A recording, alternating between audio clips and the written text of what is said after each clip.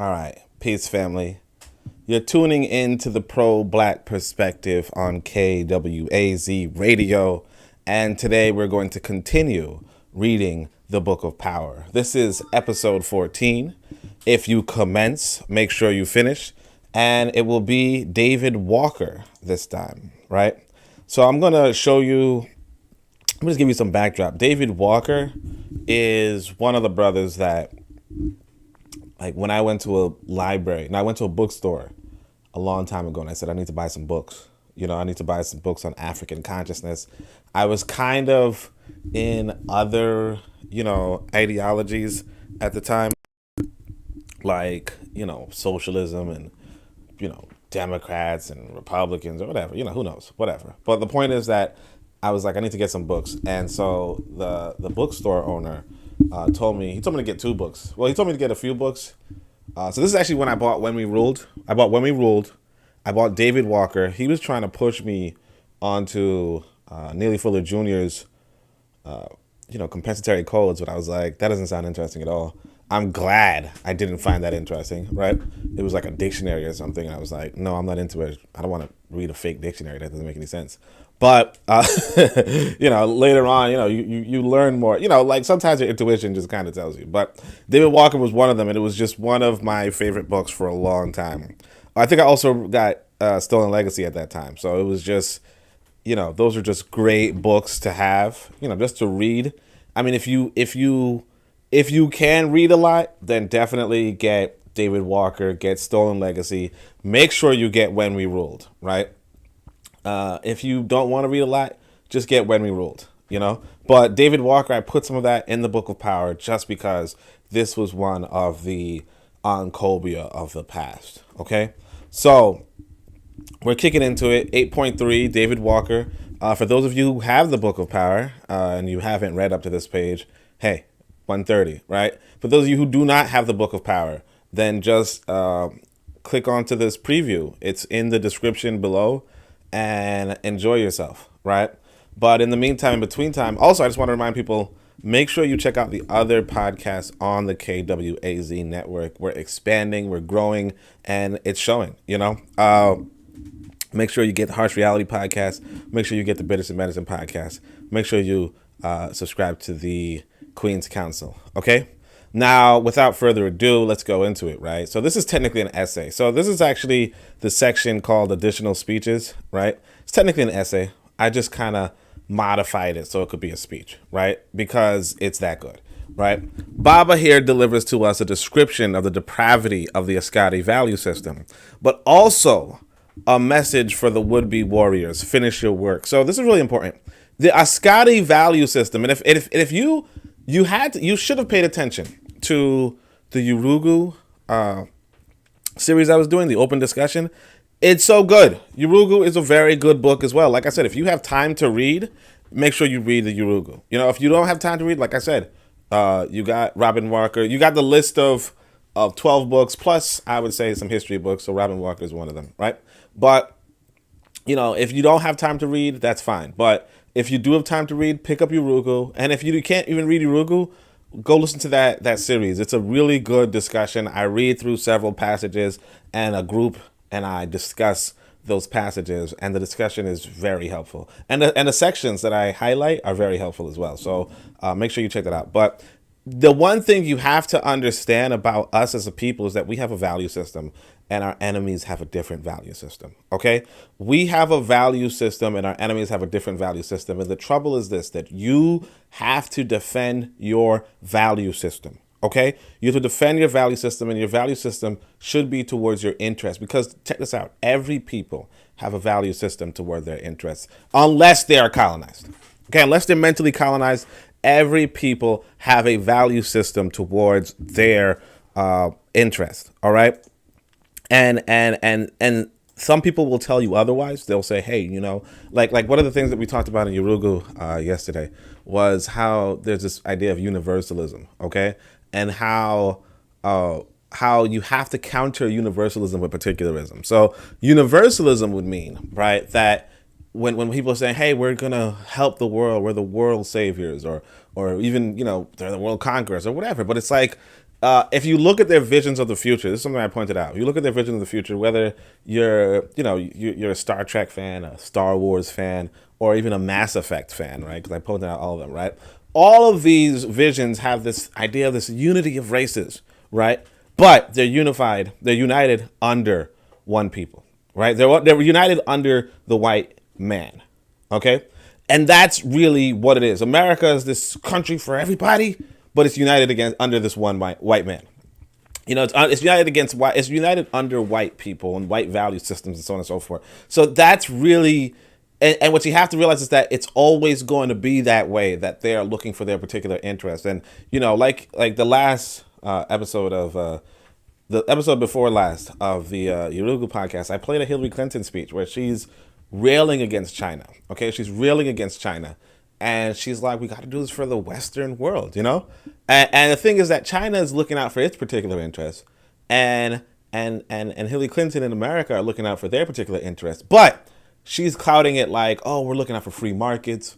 We're looking out for the honest economies. We're looking out for blah blah blah." But because she's wording it in a way that it's supposed to be universal, that you as a black person is not supposed to say, or you as any other person, even a Chinese person would say, "Oh, she's just looking out for, free market capitalism."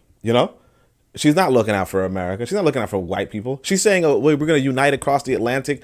It's not really too well coded, but you see, Anyway, I thought I'd just point that out because I know some people may not have checked out the Yurugu section, but I'm advising you to. I'm advising you to. So make sure you do that. So let's go. But also a message for the would-be warriors, and that's finish your work. And that's something that we have to understand, that whatever work you want to start, if you commence, make sure to finish. You know what I mean? Like, this is why I don't even want to do anything in America anymore, because I said to myself, look, I don't think I could, because one of the troubles I had back when I was organizing was I said to myself, even if I keep going this way, right? If I eventually build a community center in America, right? Build a community center in Brooklyn, which would be difficult, would have a lot of resources, all that kind of stuff. And then I go to Africa. What? I mean, sure, you might say, well, you build something and then people are going to maintain it. One thing you got to realize about people is that you have to maintain whatever you build. I was actually talking to his brother yesterday, and he was like, and I was like, hey, I want to leave something for my kid. Like, my kid could do this with and so forth. He was like, no, that never works. And I mean, I'm just kind of translating, kind of, taking it out of context. But, that's really important to understand too, that even if I do build a immense business, let's say, right, there's no guarantee that my son would either even continue it or even, finish it or even be as good as I am at it, let's say, assuming I'm good. Now, of course, that you'd want to train your kid to do that, sure. But the point is that you have to start and finish whatever you want, okay? You have to start whatever you want, and you have to know that you can finish it. Because if you can't finish it, don't bother. If you know you're not going to finish it, if you know that, hey, I actually want to live mostly in Africa, right? Then don't bother building in America. Because one, you're going to be wasting resources, unless what you're building is going to bring you in more resources, right? If it's for profit, if it's profitable, then sure, do it anywhere you can. Like make profit wherever you can, obviously. And obviously not to the point of, seriously exploiting people, but just make profit wherever you can. But if it's not a profit, if it's a cost, and of course you should always try to profit, but sometimes you're going to, sometimes you're not going to profit, right? But if you're not going to profit materially in the same way, you might have spiritual profit. Like, for instance, I'll give you an example. If I'm feeding a kid in my neighborhood, right, it's not like I profit, you know what I'm saying? But it's still a good thing, because some people are going to be like, some people are shaking their head like, wait a second. Like, wait a second, I'm here, I'm listening. They're shaking their head because they're listening. No. But anyway, no. Some people are shaking their head because they're like, wait, why would I not profit? But it's like, those are examples where you don't profit, where you kind of just do good things. Now, of course, feeding that kid is going to have some long-term effect, you hope. But otherwise, but of course, sometimes you might not even care. Like, it could be just a passersby going from one area of Africa to another, and they just need something to eat, and you just give it to them because, you're a good person. Or whatever. I mean, it doesn't have to be that that's a good or bad call. It's just your call. You know what I mean? But anyway, let's go. Finish your work. So, all right, the Ascari are everywhere, and black gullibility and naivete is even more widespread, right? So, even worse than the Ascari, there's gullibility and naivete, and this is something that we have to prepare ourselves against, right? Your objective is to counter this, right? It's no surprise that within a year of publishing this essay in the work known as David Walker's Appeals, our enemies killed our Baba. So he was killed. He was assassinated or killed or whatever, right? It's said that this work inspired Nat Turner's, right? So it's reason that David Walker's Appeal came out, Nat Turner then was like, yeah, let's do this, right? So as usual, I edit out a spirituality, him calling out to, the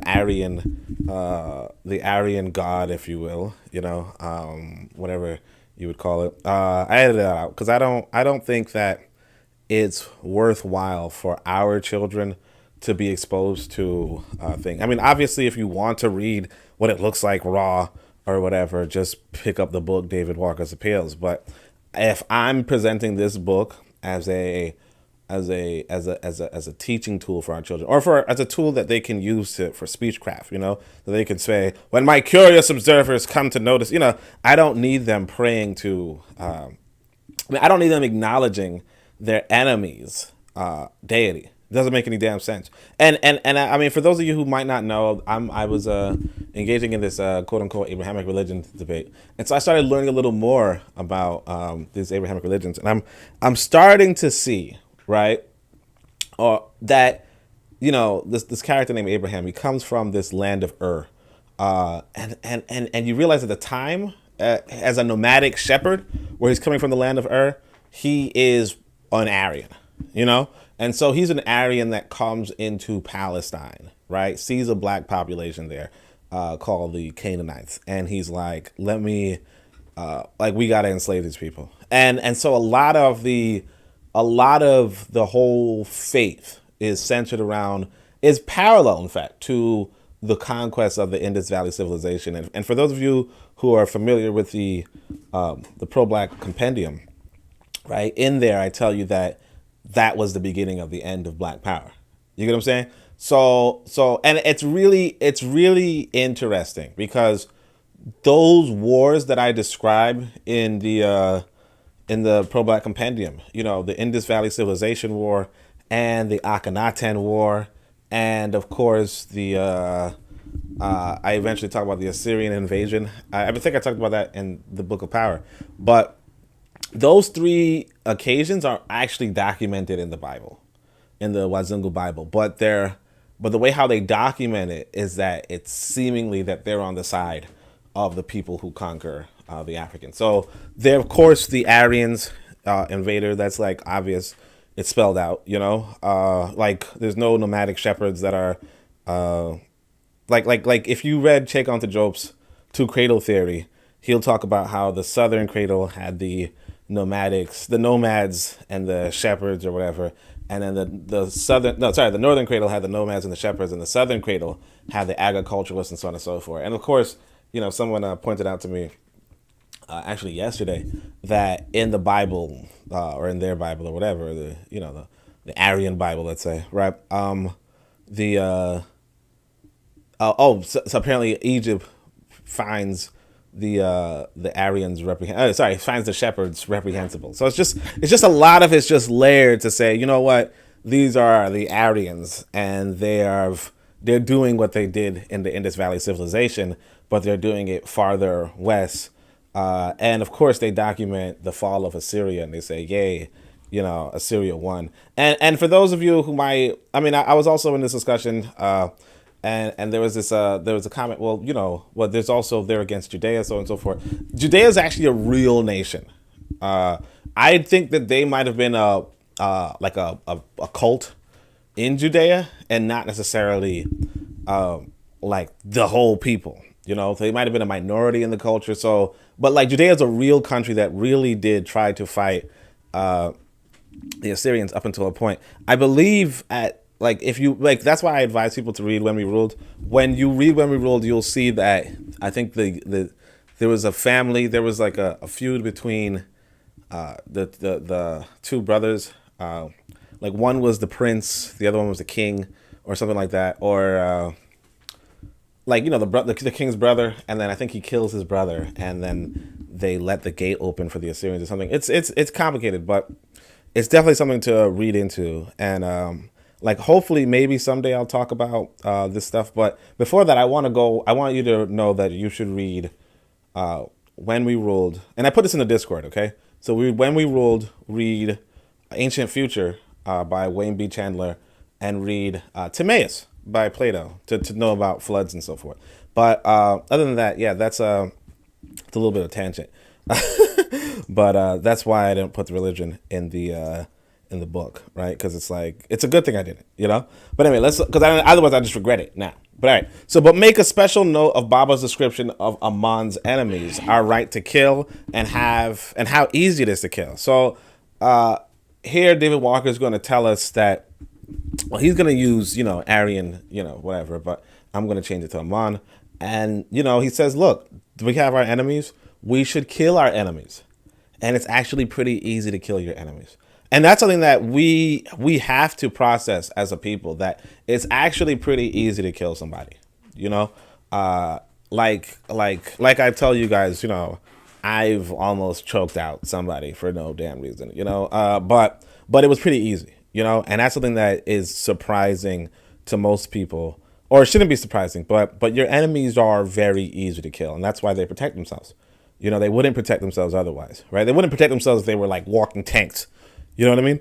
But they protect themselves because they're easy to kill. But, you have to look for weaknesses if you're into that kind of stuff. And of course, I'll say, notice the law of Ma'at is ubiquitous among Africans and merely needs to be awakened. This is what the Boko is for. So the reason why I went over the law of Ma'at earlier, because you're going to notice inside of these essays that it's there. It's there. This is the law of our people. This is how our nature works.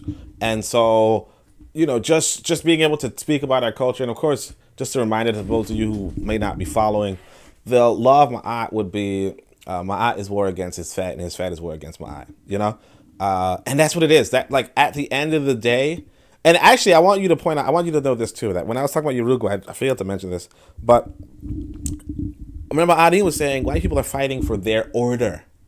So what you see today is their order. And it kind of reminds me of that poem I had in the Pro-Black Compendium on peace. So that's a really good poem to check out. But if you are, in fact, I probably could read that to you because it's, I'm pretty sure that's in, let me just see if I can pull it up. I think it might be published on my site. So if it is, then I could read it because, hold on a second. Oh, no, it's not. Okay, well, whatever. But yeah, there's a poem called Peace. It's really good.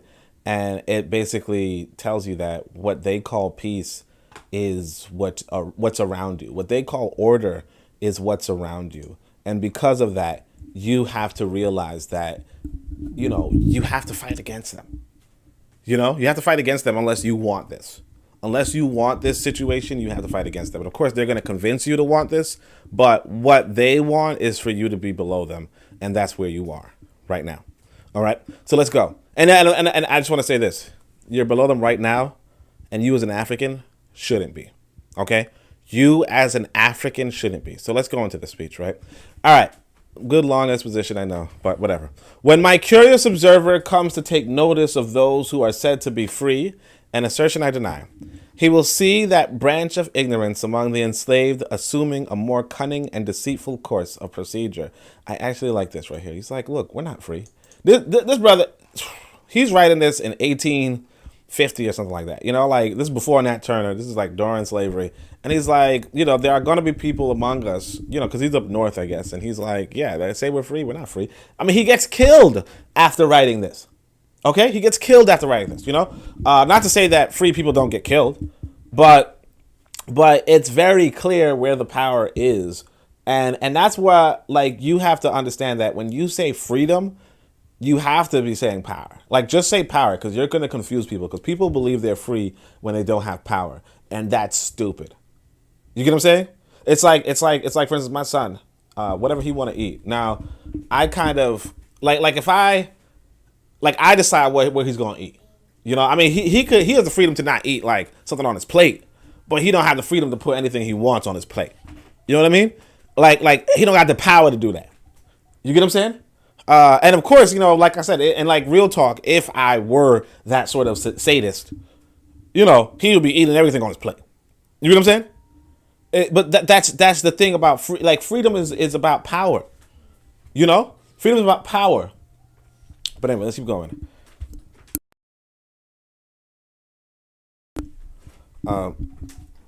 Let's keep going.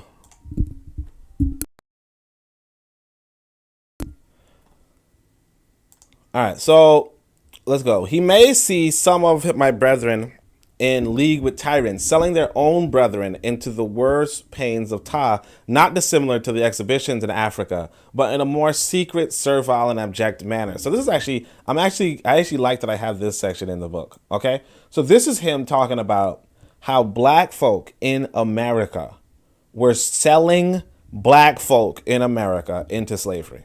Okay, he's going to go into the description, but it's pretty interesting because we always talk about, oh, well, these Africans, they sold us, you know, and I don't, and it doesn't look like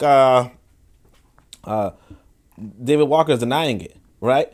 But it's one thing to be in Africa, you know, and you're all different people and all that kind of stuff, and you don't know what's going on the other side, and you know, slavery wasn't probably like, as far as you understand, slavery is just, you know, working in the house, you know, the domestic worker.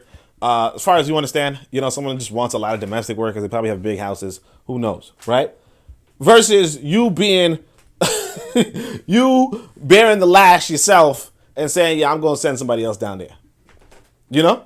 Or you hearing the stories down south and saying, yeah, I'm going to send somebody down there. This is a whole different story. But this is very important to realize, too, that a lot of people who were these Scotties selling our own people into selling our own people into slavery, right?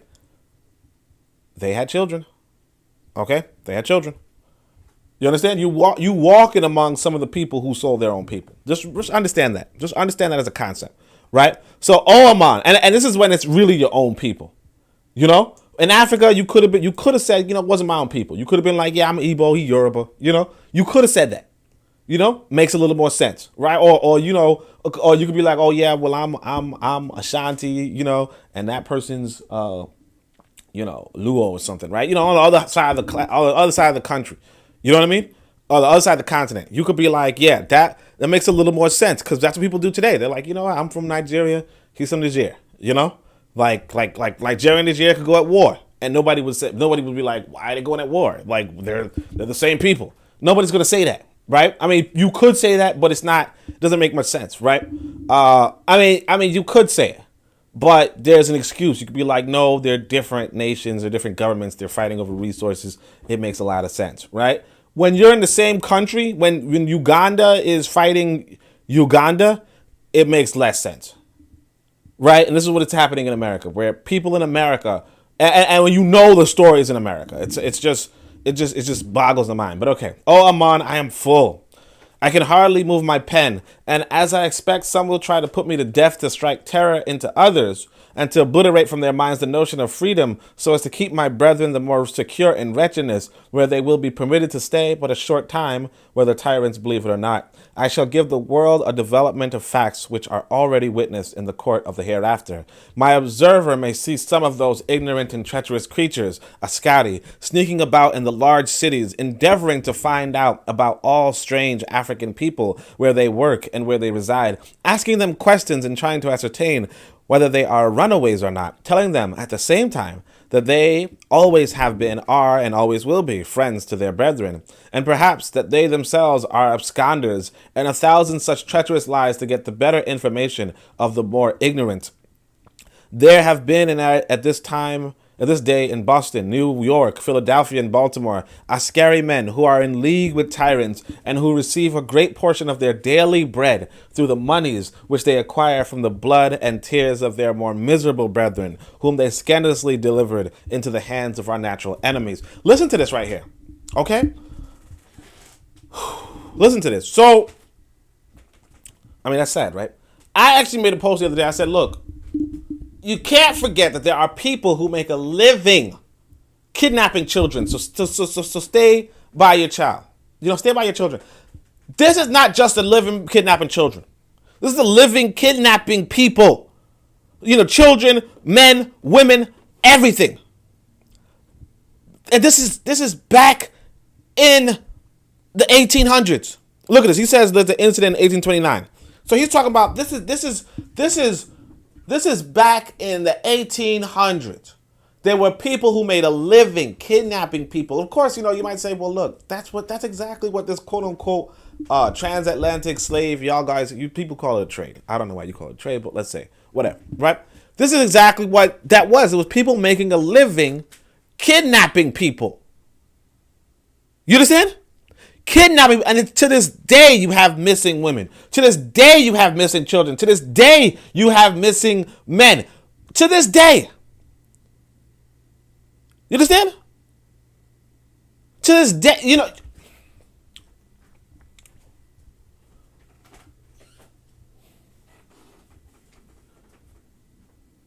you go on to social media for a little while, and then you're going to see, hey, everybody, my cousin is missing. Can you retweet this? Hey, everybody, my daughter's missing. Can you retweet?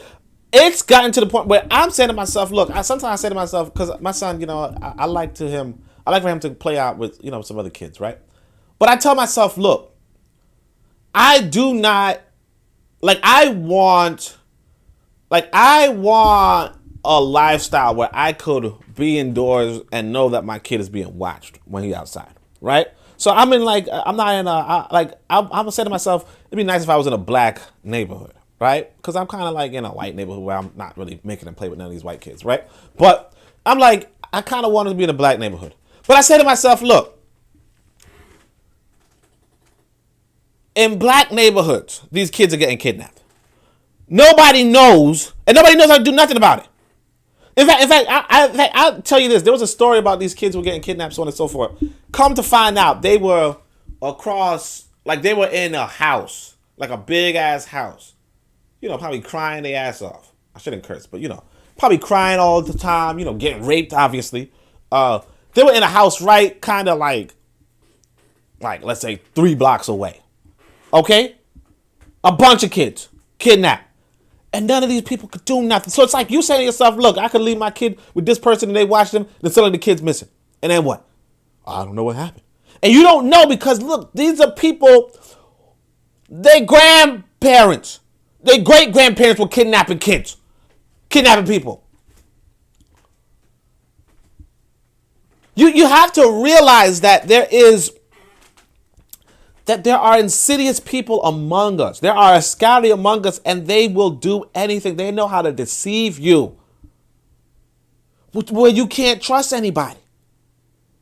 You can't trust anybody. Now, of course, let me say this. You could trust the Oncobia, okay?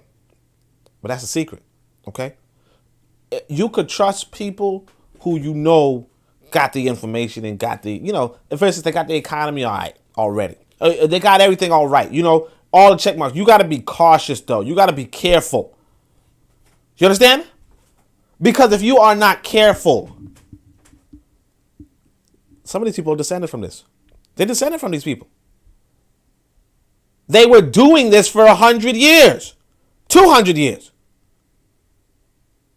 They were working in league with the tyrants, which I would just say Wazungu. They were lurking with Wazungu, making their daily bread from Wazungu, from kidnapping our people. And one of the most important things you got to realize, it was just the ignorant. The ignorant. You got to look at people and be like, hey, man, where you work, man? He's like, oh, yeah, well, I work. Blah, blah, blah. You got to stalk them. This is why people do not, because this happens. This happens. In fact, I at one time had a neighbor in a white neighborhood, right? Had a neighbor who did something and then disappeared. Right? Just moved. Because you could do that. You can go somewhere. You could be a new person in the neighborhood. You could be like, hey, I was a new neighbor too. They just moved in, then they moved out. You understand? If you got the money, and who knows? They could have kidnapped somebody else's kid. Who knows? You understand? I don't, because I wasn't talking to my neighbors, and I wasn't even old enough to talk to my neighbors. But the point is that this is what you have to understand as a people, that you You cannot like this whole. That's why I said about the particular interest versus the universal interest. Even when it comes to our people, you don't have to be universal. You could be very particular. You could say, look, I want an Ancobia nation. Okay? That's all you got to say. You say, I want an Ancobia nation. I want the Ancobia in power, and I do not want any Ascati. You know, there's other stages of consciousness. You could say the activist. You could say the thing. That's fine. You could say, look, I do not want Ascati. I do not want people who are going to kidnap other people and sell them. Okay? To white people. I do not want that. All right? And this is something I want you to listen to too. Okay? It says league with tyrants. Listen to me. Listen to me. White people will not give you a nation without Ascati. Okay? White people will prefer to give you a nation without Ancobia. You hear what I said to you? White people will not give you a nation without Ascati. White people will prefer to give you a nation without Ancobia. Okay? So if you want a nation without Ascati, then that means that you have to come through organized. Okay? You have to come out organized. You have to come out build. You have to come out read, understand what it means to be an Ancobia. Do all that. You know, work for yourself, and then get out. Just get out and go to an African nation where we could have that power. We could say, look here, Ascati, no. You understand? No. But let's keep going. Let me see how many. I'm actually talking about myself right now. I got one concurrent viewer, and that's me. But anyway, hey, it is what it is, right? Let's keep going. And see, the thing is that the book is here. You know, you don't have to listen to me if you got the book in front of you. Obviously, I'm adding a little bit of context to it, but you know, eventually, I hope that I could write a book. I could write another book that will, you know, stand alone as well. You know, I mean, this kind of stands alone as it is, but that extra comment I gave was I liked it, you know. But let's keep going. To show the force of degraded ignorance and deceit among us further, I'll give here a summary of an incident on Basotho 5th, 1829 WP, wherein three, and that's I think that's without Pan-Africanism, right? But of course, you know, somebody else was saying it could be without power. You know what I'm saying? 1829, 1800 years without power. You understand? But of course, you know, as Pan-Africanists, we also want Pan-Africanism. But it is what it is, right? But I mean, actually, I like without power. That sounds good too. But of course, you know, when I talk about power, I use was. You know, but I mean, yeah, like the goal would be power. The goal would be Pan-Africanism, right? But of course, like I said, Pan-Africanism, if you had a Scotty, why? You know, we have to be very realistic with what we say when we say Pan-Africanism as well. What we say when we say liberation as well. We have to be very realistic. Even what we say when we say power, you know, because there are Pan-African socialists. There are Pan-African Christians. There are Pan-African Muslims. There are Pan-African capitalists. There are Pan-African, there are Pan-African everything. You know what I'm saying? And they could take it too far. You know, when I say capitalist, I want to clarify that too. There is a version of capitalism where you kind of open your market to white folk, right? You just say, hey, white people, we're going to continue the same thing you're doing, right? That's the version of capitalism you don't want. If you're talking about the version of capitalism where we compensate people or we engage in our own industrial development, and we compensate people properly, you know, that's a different thing. That's not the same capitalism that people.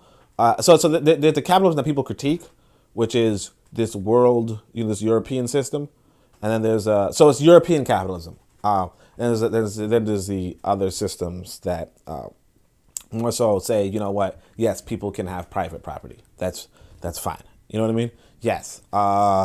If somebody wants to have a shirt factory, then I have nothing against them having a shirt factory. You know, I don't. And I think that, yeah, if they want to invest their own money into having a shirt factory, then of course they will get the bigger part of the compensation because it would be their own money. You know what I mean? They're flipping their own money. It's not like they're flipping your money. But anyway, so wherein 3 whites drove 60 Africans to Mississippi. All right, so let's say this is an incident wherein 3 whites drove 60 Africans to Mississippi. So 3 people drove 60, right? The men were handcuffed and chained together, but the women and children were without encumbrance, okay? It's supposed that by means of a file, unobserved, the Africans had succeeded in separating from the iron that bound their hands in such a way as to be able to throw them off at any moment.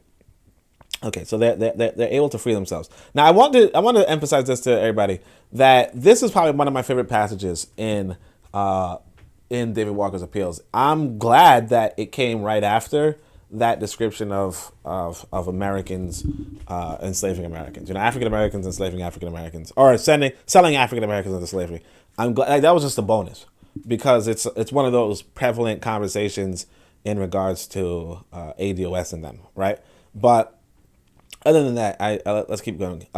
It's supposed that by means of file unobserved, the Africans had succeeded in separating from the irons that bound their hands in such a way as to be able to throw them off at any moment.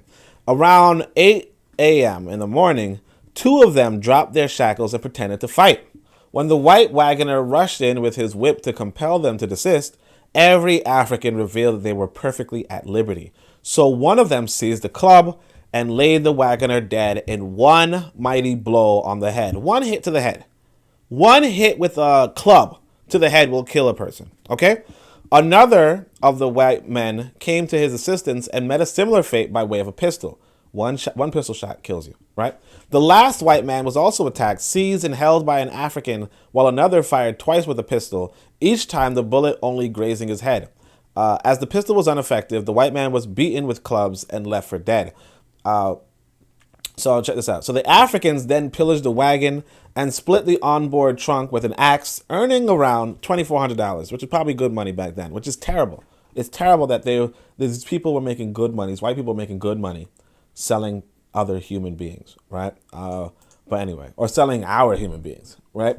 Our ancestors, no less, right? 16 then took to the woods. Meanwhile, the last attacked white man, not dead, was assisted by one of the women to mount a horse and flee. Can you imagine that? Okay, so he was pursued by one of the men on another horse, but escaped and arrived on a plantation to mobilize the white neighborhood to pursue and recapture all 60 Africans and most of the money. 7 of the men and a woman were brought to trial for the 2 murders. Okay, so you see what happens. Now, look, could have been kill the 3. Like, here's the thing, too. Like, you play video games, right? I mean, I don't know if you guys play video games, but if you play a video game, all right, so there was actually a game that came out. Black man designed it, so I could actually talk about it, right? It's called Cyberpunk, right? Good game, high graphics, all that kind of stuff, right? The one of the basic things, if you're doing a stealth, so it's a first person shooter. You could play it stealth. You could play it, guns blazing, whatever. But if you're doing it stealth, right? One of the basic game mechanics that are like in a lot of games, there's Assassin's Creed, there's this, so on and so forth. There's a bunch of games, right? And like Metal Gear Solid, all these kind of games, right? For a long time, there are these games where if you sneak and you kill somebody, right? You could sneak up, go behind somebody, choke them out, stab them in the neck, who knows, right? Cover their mouth, stab them in the neck, I don't know, right? You do that, then you hide their body. You find a dumpster nearby or whatever, but you put their body in and, whatever. Now, obviously, you don't dig a hole, but you could, right? But the point is that you would hide their body, right? At least.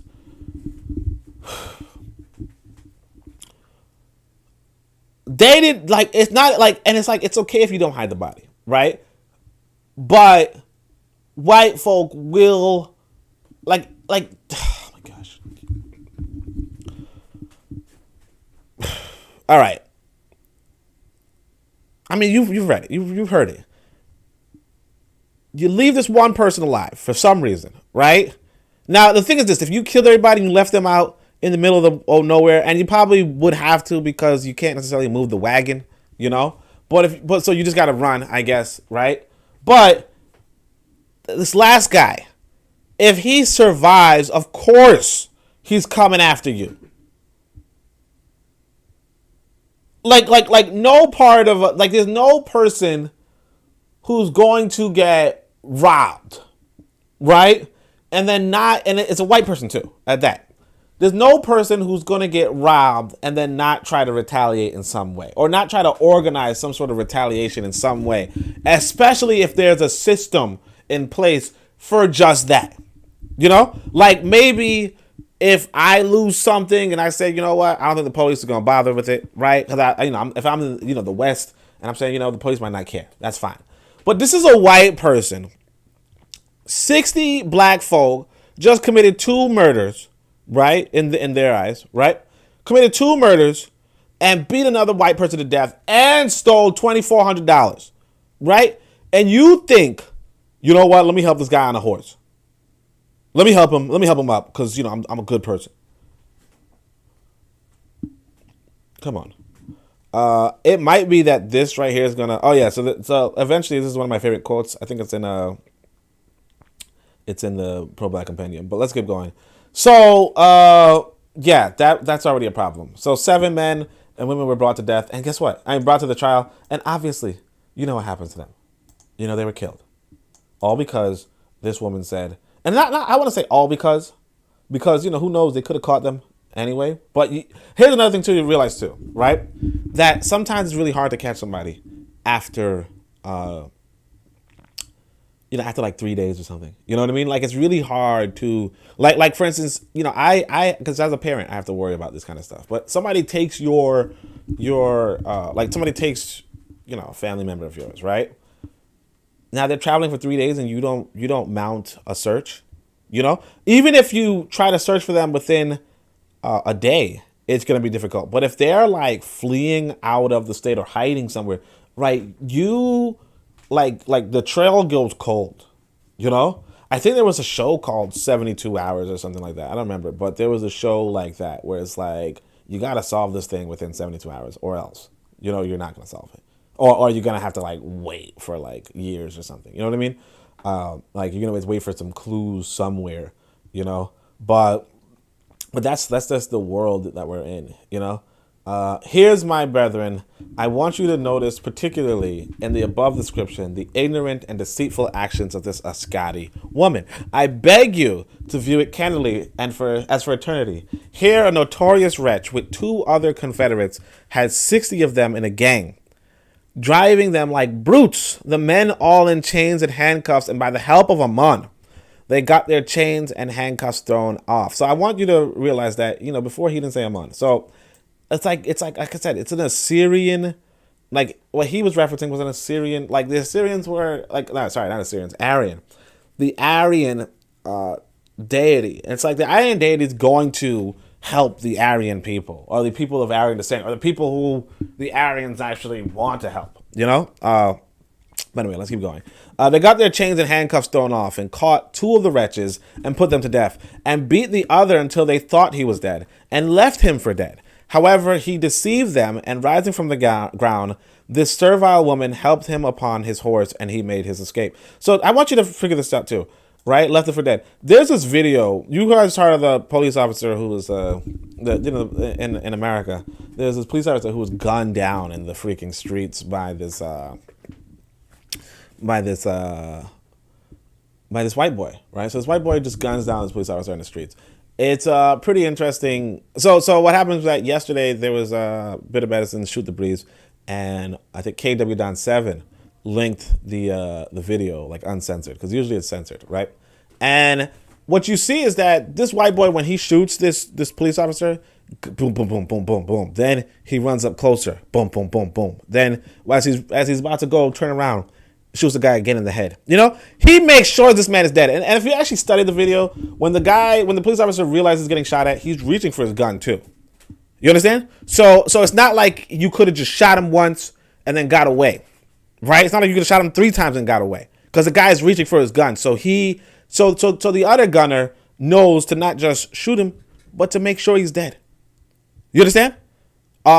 Is it a graphic video? Do I recommend you watching the video? Yeah, I do. But I'm joking. You can do whatever you want. But the point is that,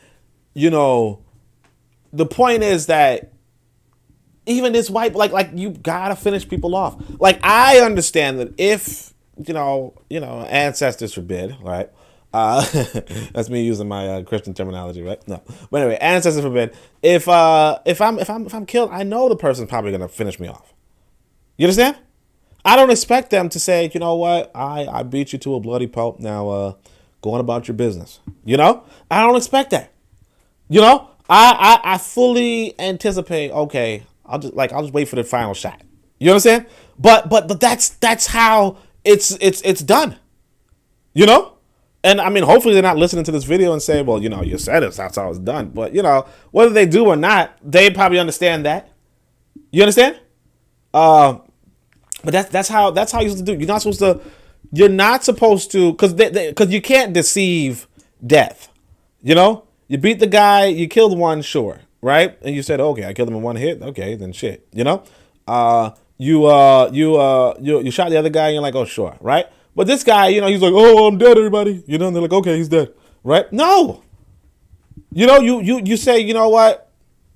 Like there's a way. For instance, here's what you could do. If you had a club and you breathe this person, they just won't die, right? You lay them down, right? I know, I'm going to tell you how to kill somebody, right? But you lay them down and you put the club over their neck, right? And then two of you stand on both sides of the club and just press wait until oxygen stops going to their brain, right? Or you could obviously just strangle them. But I mean, I'm just saying, I mean, obviously, you know, it's a little brutal. It's a little bit, you know, excessive, sure. But I'm just telling you that you don't want to get into a situation, because what happens is you do not kill somebody. Like I told you guys the story, in fact, that I said, like one time I was choking out, you know, I was choking one of my brothers. And then like after I did that, you know, I thought, hey, he learned his lesson, go away, right? No, he came back and he, you know, and then he started punching at me. You know what I mean? So it's like, yeah. And I realized, look, like I realized at a young age, you gotta either finish a job or just don't do it. Now, obviously, you know, obviously I wouldn't kill my brother, right? But and obviously there was a, you know, it was its own circumstance. You know, people who are brothers, they know that we fought each other for no damn reason. But but anyway, but the point is that yeah, you know, like it's just a good life lesson. That's what it was. You know, sometimes your past is just a bunch of lessons. You know, just a bunch of experiences that teach you when you're an adult, you know? But anyway, so rising from the ground, blah, blah, blah. Servile woman helped him out his horse and he made his escape. So like he says, a servile woman. Let's go. So brethren, what do you think of this? Was it the natural fine feelings of this woman to save such a wretch alive? I know that the blacks take them half enlightened and ignorant, are more humane and merciful than the most enlightened and refined Eurasians that can be found in all of Ptah, right? So this is my favorite quote from the book, but he just says, I know the blacks take them half enlightened and ignorant, are more humane and merciful than the most enlightened and refined Eurasians that can be found in all the Ptah, right? I want to say this though. This is one of the problems that Marima Ani was pointing out about the universalism and particularism, right? So what she was saying was, you have a like if you're going for this universal interest, you're going to go against yourself because these other people are in their particular interest. You know, this white person was not looking out for the humane option. They were looking to get their money and sell you into slavery. And because you killed some people, they were willing to get rid of 8 of you, or how many was it? 7, but they're willing to kill 7 of you. Oh, 8 people, 7 men and a woman were brought to trial for 2 murders. They were willing to lose 2 people just to send a message and say, you know what? No, you know, my life matters. You know what I mean? They were doing the white life matters thing back in the day, right? So they were saying, you know, even above profit, we were going to respect our own lives. You have to say to yourself, right? You have to respect your life enough to say, you know what, I'm going to take somebody else's. You know what I mean? I'm going to take somebody else's if they are putting me in bondage. Not just if they're putting me in bondage, but especially if they're putting me in bondage. Okay? Especially if they're putting me in bondage, I will take their life. That's what you got to say. Okay? Make sure you guys can hear me. All right, good. Let no one say that I assert this because I'm prejudiced on the side of my race and against the whites or Eurasians. For what I write, I do it candidly for Amman and the good of both parties. Not see this. I'm saying not the good of both parties. So this is why you do not put ahead of yourself an Aryan deity, because you're going to kind of say, I'm going to do both. No, you're not doing good for both. For your particular interest, that's who you're supposed to go good for. You first. Race first. That's it. Or even race only, but race first, right? Natural observations have taught me these things. There is a solemn awe on the hearts of the blacks as it respects murdering men, which is the reason the whites take the advantage of us, right? So he's saying, look, black people don't, I'm telling you, some people might have heard me say, oh, this is how you kill somebody. And you're like, I don't want to kill somebody. No, don't, because you're going to make yourself weak. The people are going to take advantage of that. They're going to say, oh, he's not going to kill me, right? In fact, I can remember watching, I want to say anime. I don't know what TV shows, anime, cartoons. I don't know, but they're always kind of emphasizing, hey, one of the problems with you and your combat style is that you're not trying to kill the other person, whereas I'm trying to kill you.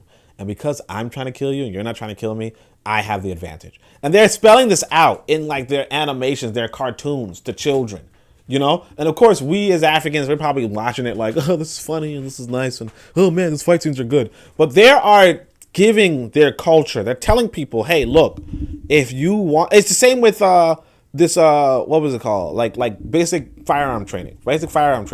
They will tell you shoot in the center of mass. Don't shoot somebody in the foot. Don't shoot in the air. In fact, there was a sister who got in trouble, who got like somebody broke into her house, and so she shot in the air as a warning shot. And she got arrested in her own house. She got arrested and sent to prison for that because she shot in the air, and you're not supposed to do that. You know what I mean? You're supposed to shoot at the center of mass of another person. You don't shoot them in the foot. You don't shoot them in the hand. They are saying you have to shoot to kill all the damn time, no matter what. Okay? And they're saying it's more dangerous to shoot for the foot. Because first off, the foot is like a small target. It's a rapidly moving target. It's probably the fastest. It's not even like, it doesn't even make any sense. It's just you trying to preserve the other person's life. They're saying don't even try to preserve the other person's life. That will put you at a disadvantage, because if they're shooting at your center of mass and you're shooting at their hands, they are going to shoot you, because your center of mass means that's the highest probability for you to hit them. It's the highest probability for you to hit.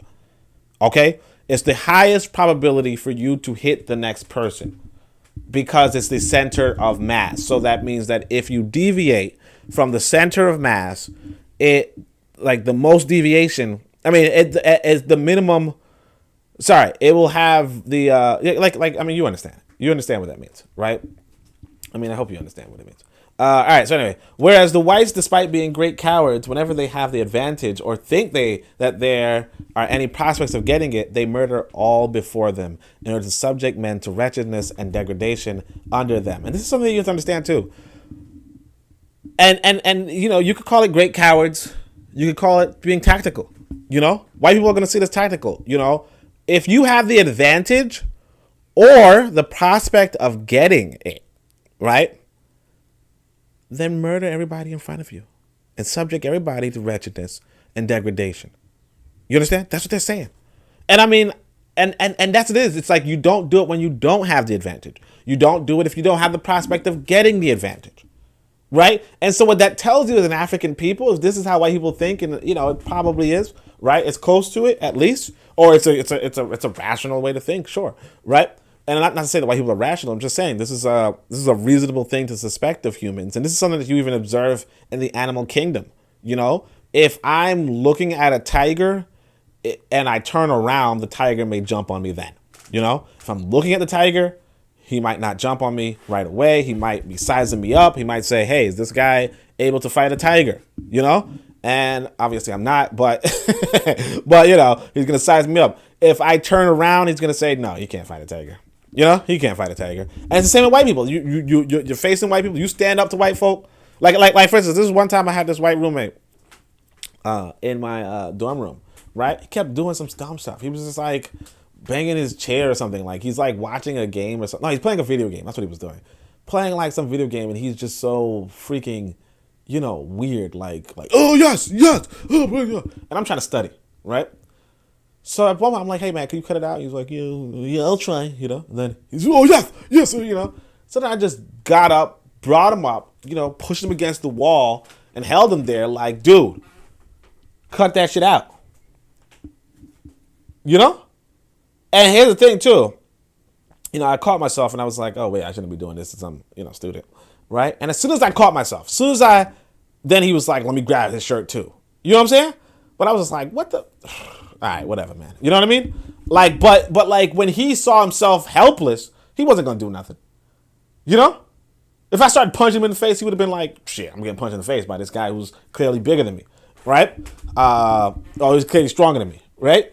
But as soon as I said, you know what, maybe I'm not going to, beat him to death. He was like, you know what? Hey, if you want to fight, we could do it. You know what I mean? Like at that point, he would have probably put up a fight. You understand? But that's what you have to understand about, and you could call it cowardice. You could call it even, in fact, you can call it cowardice, matter of fact. I shouldn't even say it's tactical, but you can call it cowardice. But the point is that, yes, when you have the advantage, you can take it. And if you, and the truth is that if somebody cannot stop you from murdering them, right, then they can't stop you from being reduced to wretchedness and degradation. That's why I want to actually point out, and I know I'm going on a bunch of tangents, and that's fine, right? Because I'm talking about myself, and anybody who wants to listen will listen, right?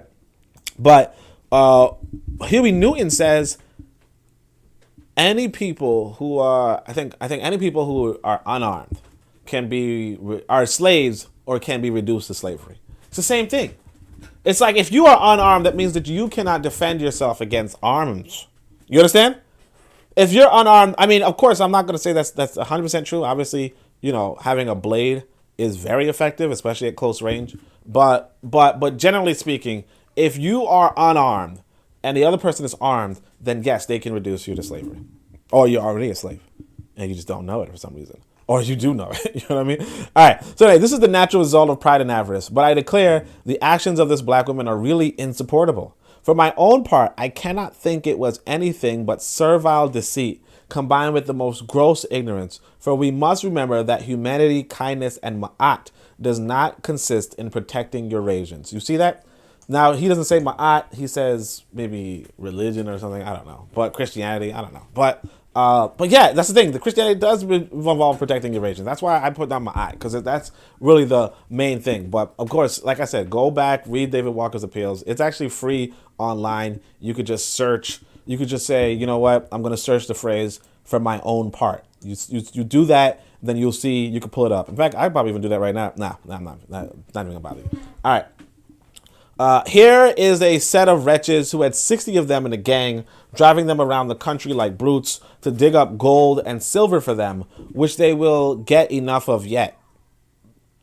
Should the lives of such creatures be spared, are Ma'at and Isfet in league? What has Amon to do with a gang of desperate wretches who go sneaking about the country like robbers, light upon his people wherever they get a chance, binding them with chains and handcuffs, beat and murder them as they would rattlesnakes? Are they not Amon's enemies? Ought they not to be destroyed? Any person who will save such wretches from destruction is fighting against Ma'at and will receive her just recompense. So again, like I said, I mean, I do want you to, as an assignment for yourself, go read what he originally says. But basically, it would be confusion to not use Ma'at in the setting and to actually use an Aryan deity, because what you're basically alleging is that there's one. It goes back to the universalism. It goes back to there's one God, if you will. There's one system of ethics, if you will, and that system of ethics. Hold on a second.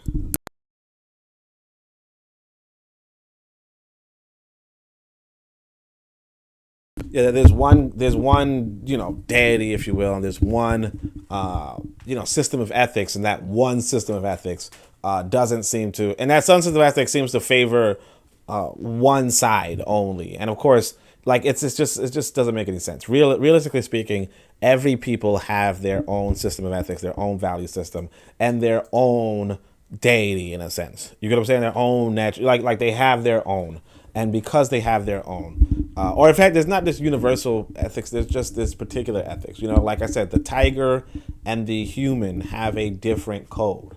They have a different code of ethics. There's no reason to assume that the tiger, like me and the tiger are going against each other, the tiger doesn't have their own belief system that they hold important, and of course they will look at my actions different from how I look at theirs. And of course, the only reason why people might disagree with that is because they're too anthropomorphic. No, sorry, not anthropomorphic. I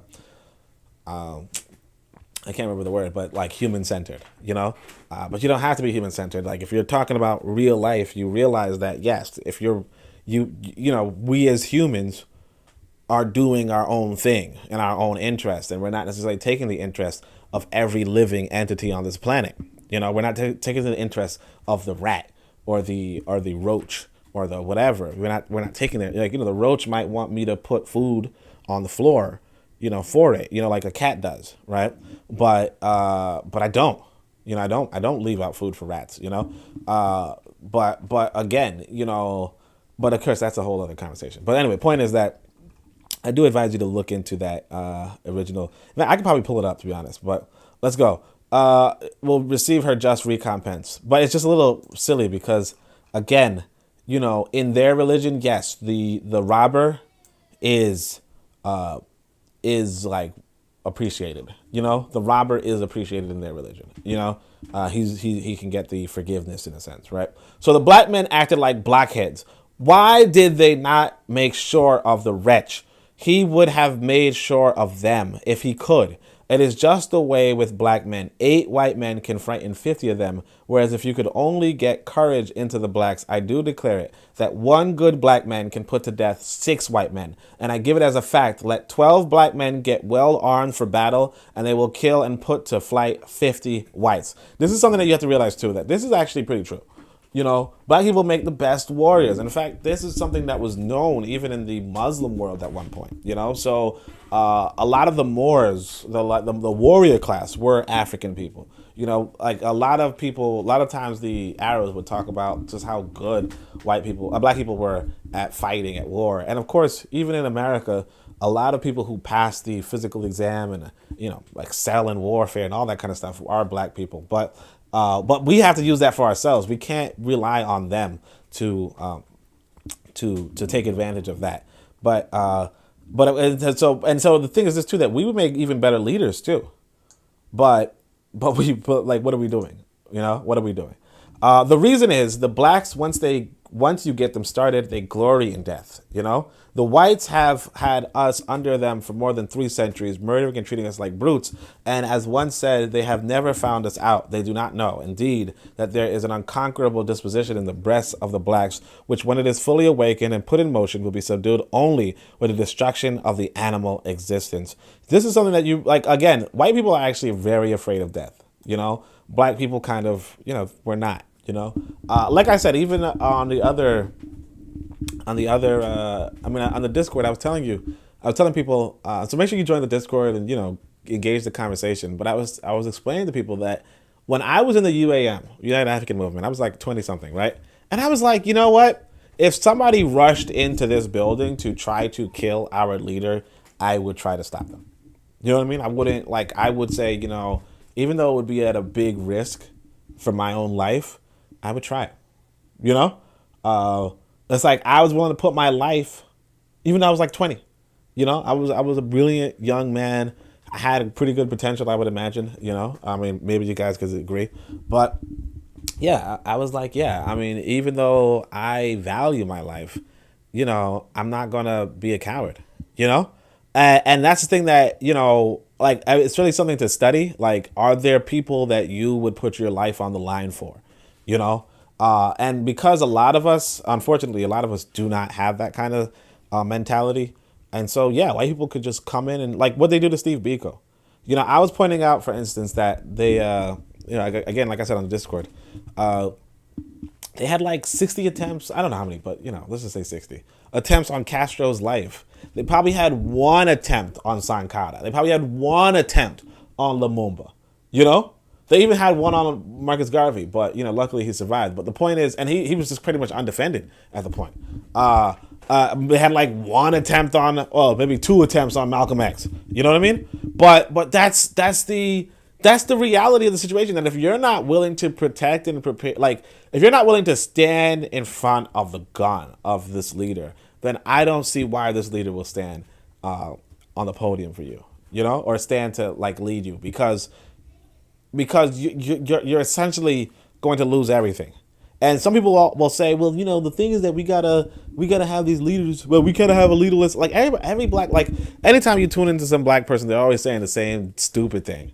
No disrespect to people who say it, but it's stupid. We gotta have no leader, and when we have no leader, then they can't stop us. Yeah, that's not gonna work, because you need somebody to lead you. You understand? You need somebody to lead you. You're like, oh well, they can't kill an idea. Nobody cares about an idea. Like nobody cares about an idea. Like David Walker writes this book. Are we free from this book? No. You know what I mean? Like we're not free because he wrote the book. No. Like if David like what freed black folk, like partly would have been Nat Turner if he was able to finish, but also it was the freaking Civil War. You know what I mean? Like there was the fact that they had to fight, and you need people to fight. You understand? You need people to fight. That's it. Like that's all you need. You need people to fight, and they need to fight under a leadership. And yes, if they kill the leader, then that sucks. So that's why you protect your freaking leadership. It's just that simple. Stop saying, well, we don't need a leader then, because that's stupid. There was the idea of freedom in Ghana for 100 years, and then Nkrumah comes around. You know what I'm saying? That's when it was free. There was the idea of freedom in Tanganyika for 100 years. Then they came about. Like you have to have the leader to liberate you. You have to protect the leader. Sankara was a good person, and you should have stood by him. Lumumba was a good person, and you should have stood by him. And if you're not gonna stand by these people, then yeah, you're gonna stay subdued, and that's it. You're just going to face facts, right? So anyway, let's say get the blacks started, and if you do not have a gang of tigers and lions to deal with, I am a deceiver of the blacks and of the whites. How 60 of them could let this wretch escape unkilled, I cannot conceive. They will have to suffer as much for the two whom they secured if they had put 100 to death. So he's like, even if they killed 100 people. Like white people are saying white lives matter. Okay, that's what they're saying. They're saying if you had killed 2 or if you had killed 100, right? That's it. Like once you kill one white person, even if you attack one white person, like I could have got kicked out of university for grabbing that white boy. You know what I mean? Like I could have. You understand? I mean, especially if I were to like pummel him. Like I could have. So it's just what it is, If you commence, make sure to finish. Do not trifle, for they will not trifle with you. They want us for their slaves, and think nothing of murdering us is us in object to subject. No, in order to subject us to to that wretched condition. Therefore, if there is an attempt made by us, kill or be killed. That's it. He's just saying, like I said, you look at the gunner, he just runs like, don't shoot somebody in the hand, don't shoot somebody in the foot, shoot them in the stomach, shoot them in the head if you can. But like that's it. Now I ask you, had you not rather be killed than to be enslaved by a tyrant who takes the life of your mother, wife, and dear little children? Look upon your mother, wife, and children, and answer Aman. And believe this, that it is no more harm for you to kill a man who is trying to kill you than it is for you to take a drink of water when thirsty. In fact, the man who will stand still and let another murder him is worse than a traitor, and if he has common sense, ought not to be pitied. And I mean, that's what, like that's the situation that we find ourselves in, to be honest. Because that's, like, there's an 8-minute video, obviously you guys know, of George Floyd getting murdered. So that's what I'm telling people in the future, hopefully, if anybody's listening. Yeah, and like, we kind of just sit by. We just kind of like, oh, he's killing him? Okay, cool. That's the world. In fact, there was a sister, one of my favorite sisters was this sister named Dallas Newton. She's cool, right? And she was telling me that she was one time in this black neighborhood, I guess, right? And the police, like in the middle of night, okay? Police are like beating the kid, like beating the kid up, right? And he's screaming for help, and they're screaming for help, right? He's like, oh, boom, boom, boom, getting just beat up by the police in a black neighborhood. And then the old people in the neighborhood are like, man, that guy's screaming like a bitch. Like they're laughing at the kid for getting, they're laughing at the kid for like screaming for help, while he's getting beat up. And so it's like, you got to wonder to yourself why this kid will be protecting his own community. If the elders in his community are letting him get beat in the streets, nobody's standing up for him, nothing. You understand? They're hearing him and they're trying to drown it out with humor and, and jokes. Because like realistically speaking, on the other hand, you might say, look, like, what are you going to do? Police are a strong force that, like these old folk can't, you can't fight because they arm you, they outarm you, they outgun you, all that kind of stuff. But then it really becomes, well, what the fuck are you doing here? What are you doing there? Why are you in a situation where you do not really have any rights, where you do not really have any protection? Why are you there? Like, if you cannot defend yourself, if you're not a part of the institution, or you don't have a voice in the institution to say, you know what, stop it. Let me call your boss or whatever. Because here's what I'm saying, like this. Because you might be saying, hey, well, look, Oni, it don't matter, man. If there's people beating up somebody else, what you gonna do, right? But if those people, like look at the book Zubiri, okay? This book Zubiri, right? Zubiri is a book about, building an African colony in America, right? So like after Africa is already Pan-Africanist and all that kind of stuff, it might decide to build colonies inside of other parts of the world, right? And sure, it builds one in America, like a little gated community, right? Zubiri is then a part of the security force, okay? And he knows other people in the security force. Or at least he was a part of the security force when he was married. When he got unmarried, he no longer was a part of the security force. But the point is that he knew everybody from the security force, right? If the security force is now beating up on some kid, right?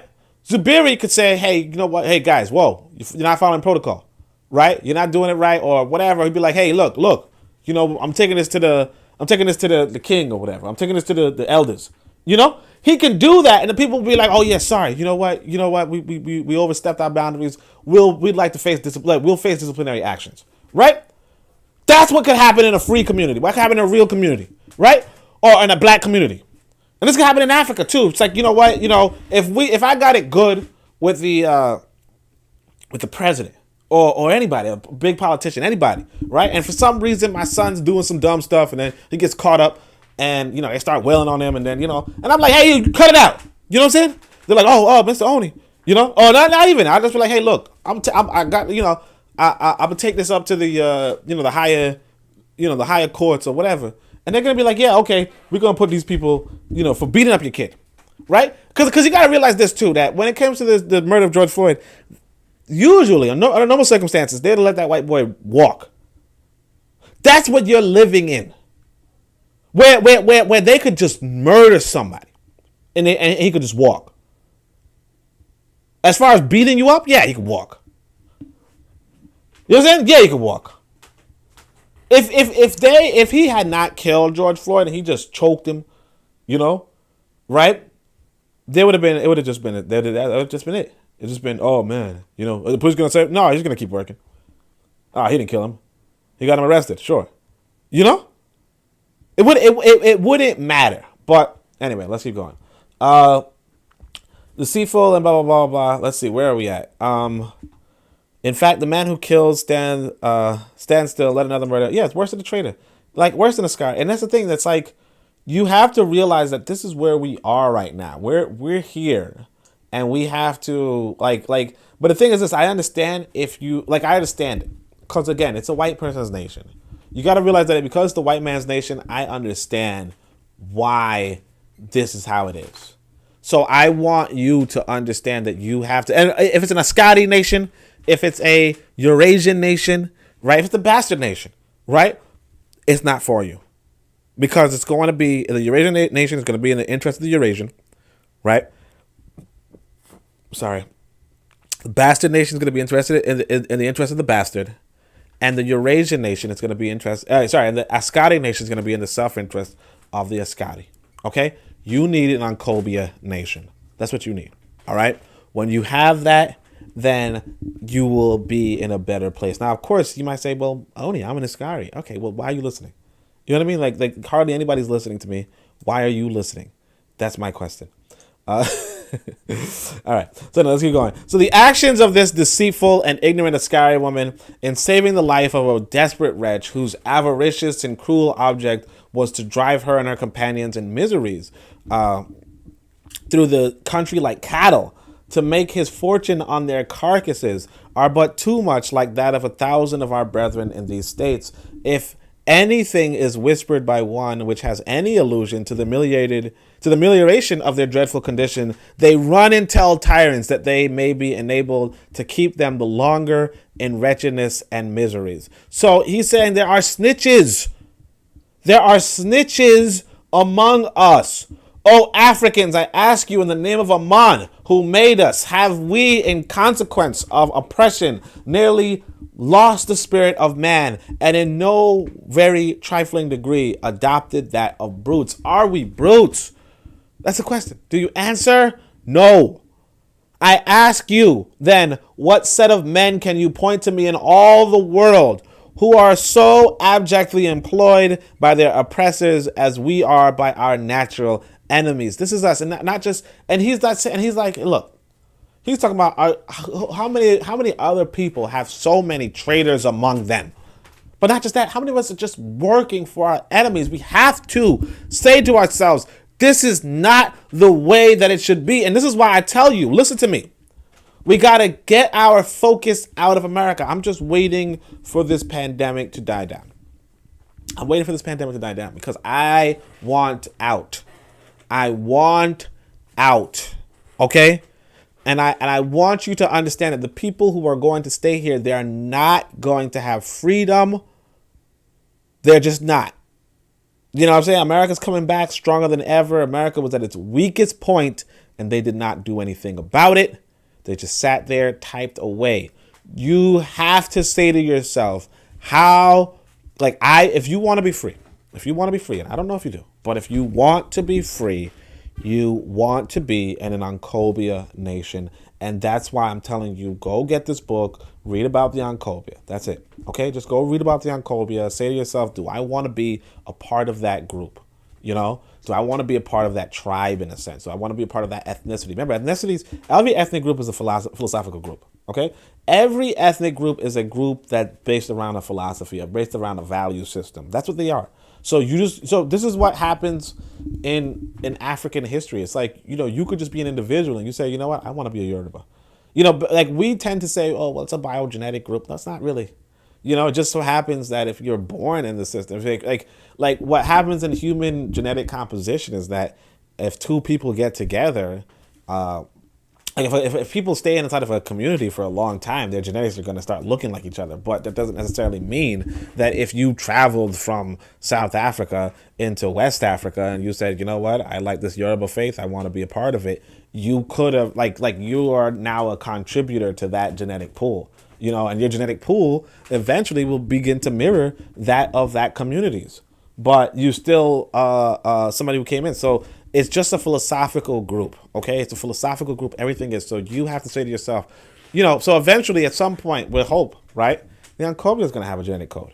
You understand? We're going to have a genetic similarity if we live in a community, right? Or not just a community, but like, let's say we live on the continent just globally. We just have this global, or not global, but, we have this continental, actually, I should say global. We have this global genetic code, this genetic grouping, but at least cultural grouping. We want that. We demand that. Okay.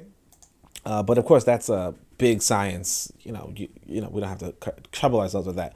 But all right, all Africans, I ask you. I think I read that part. So, our natural enemies. How can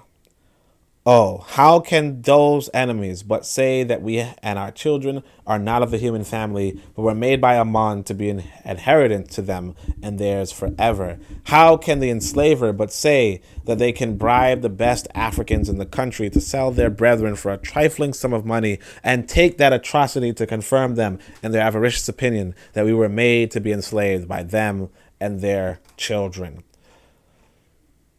So that's it. I thought that was a pretty good speech. I hope you all enjoyed it. This was David Walker's appeals, and he's just saying, go forth, do. He's saying just we have to have a value system where we say to ourselves, yes, we're going to defend our way. This is, like I said, the law of Ma'at. We have to defend our way and destroy theirs because they have no trouble with enslaving and fighting and taking advantage of us and killing us and so on and so forth if it's going to profit them or if they can do it. They can get away with it. And this is what it is. George Floyd was murdered by a man who had like 8 different cases of doing the same damn thing to like abusing other people and getting away with it. If you look at, I only looked at his sentencing. If you look at his sentencing, and of course his sentencing by white people, but anyway, I looked at his sentencing and yeah, he was surprised. He was shocked. He was like, "What? I'm guilty. What? How am I guilty? I just killed a nigger." You know what I mean? Like it. This is where we are. This is where we are, where people say, I don't like Black lives don't matter, and it is, I would say, repatriate. If you're already repatriated, try to get rid of those Scotty. It's gonna be hard. It's gonna be tough. But try to group up together. I would recommend do a study group with this book. Do a study group with the other books on the list.